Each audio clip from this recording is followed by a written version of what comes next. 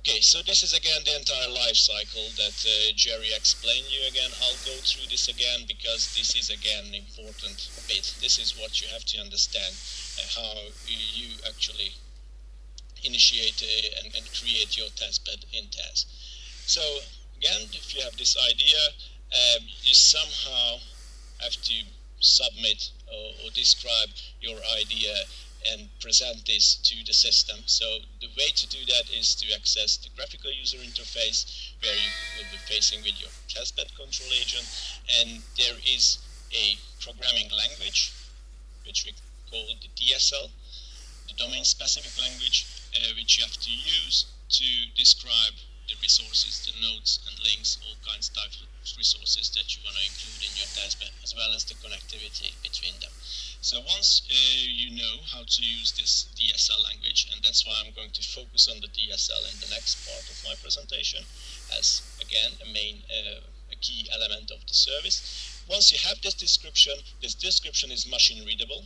So the resource manager takes the description, translates this to the actual resource needs, goes out and allocates the resources that you need. Again, it's important to note that this is based on your description, so things that you don't describe will not be in the resource manager, and resource manager will have the freedom to select the resources or the attributes of the resources for you on the depending on the actual availability of those resources, and present that for you. So that's why it is very important to have an iteration round. So the resource manager will get back to you and tell you, this is what I actually reserved or allocated for you.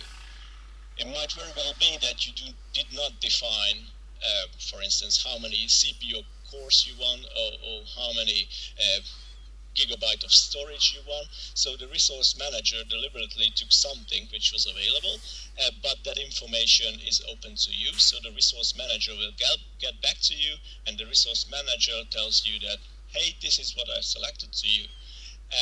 You have, of course, two options here. You like it or not. If you like it, fine. You have your testbed defined. That's what you get, you get. If you don't like that, you can continue the iteration run. So you will be able to change your description, so get your DSL, this programming code that describes your testbed, and say, okay, but I got 2 gig RAM here, but I need 3. Let's define that. So you change that in your DSL. You explicitly define that I need in node B, I need 3 gig of RAM. You submit your DSL again, and this whole round starts again. So the resource manager will select the resource according to your description. Okay, so this is again an important bit. Just a quick comment there.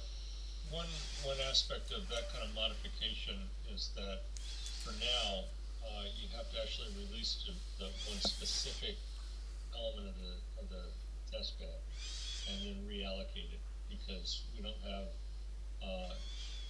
currently modify the specific resource. We can modify the testbed network, but that resource itself, until we might be able to do this later on, but right now you have to release that one resource and then reallocate it. Exactly. Thank you very much for the comment, Jerry. So there is no resource modification on the fly at the moment. Okay, so what's happening, if you redefine your DSL, then the old resources will be released and the new ones will be reserved again. Okay, so this is the way how you go through this iteration around here.